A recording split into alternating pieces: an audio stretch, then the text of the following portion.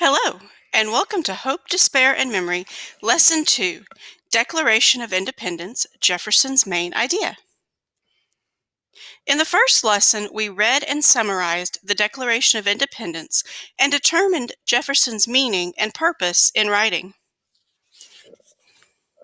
Today, we will analyze a text to reveal how the author develops a central idea of the text, as well as discussing how an author structures an argument to convey a main idea.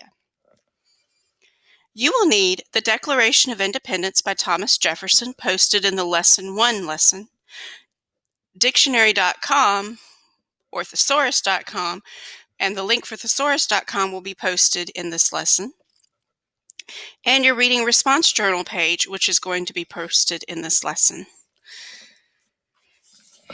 Now I want you to listen as I read aloud Section 2.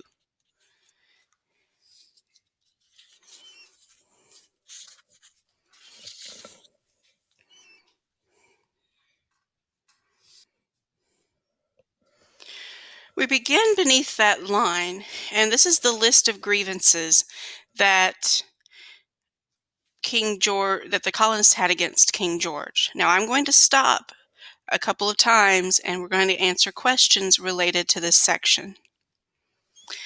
He has refused his assent to laws, the most wholesomely and necessary for the public good.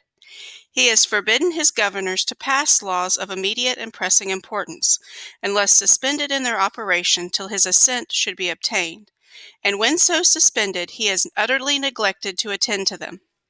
He has refused to pass other laws for the accommodation of large districts of people, unless those people would relinquish the right of representation in the legislature, a right inestimable to them and formidable to tyrants only.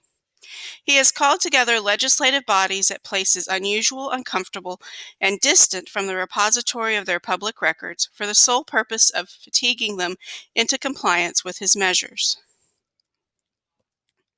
He has dissolved representative houses repeatedly for opposing with manly firmness his invasions on the rights of the people. He has refused for a long time, after such dissolutions, to cause others to be elected, whereby the legislative powers, incapable of annihilation, have returned to the people at large for their exercise, the state remaining in the meantime exposed to all the dangers of invasion from without and convulsions within. He has endeavored to prevent the population of these states, for that purpose obstructing the laws for naturalization of foreigners, refusing to pass others to encourage their migrations hither, and raising the conditions of new appropriations of lands. He has obstructed the administration of justice by refusing his assent to laws for establishing judiciary powers. He has made judges dependent on his will alone for the tenure of their offices and the amount and payment of their salaries. He has erected a multitude of new offices and sent hither swarms of officers to harass our people and eat out their substance. He has kept among us in times of peace standing armies without the consent of our legislatures. He has effected to render the military independent of and superior to the civil power.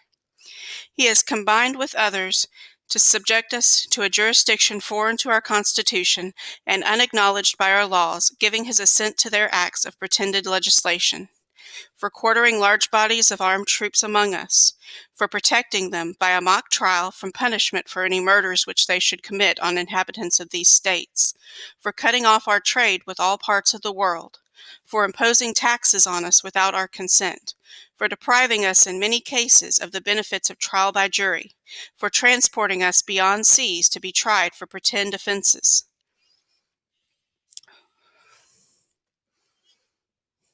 for abolishing the free system of English laws in a neighboring province, establishing therein an arbitrary government, and enlarging its boundaries so as to render it at once an example and fit instrument for introducing the same absolute rule into these colonies, for taking away our charters, abolishing our most valuable laws, and altering fundamentally the forms of our governments, for suspending our own legislatures and declaring themselves invested with power to legislate to us in all cases whatsoever.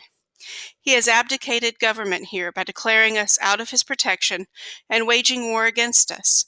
He has plundered our seas, ravaged our coast, burnt our towns, and destroyed the lives of our people.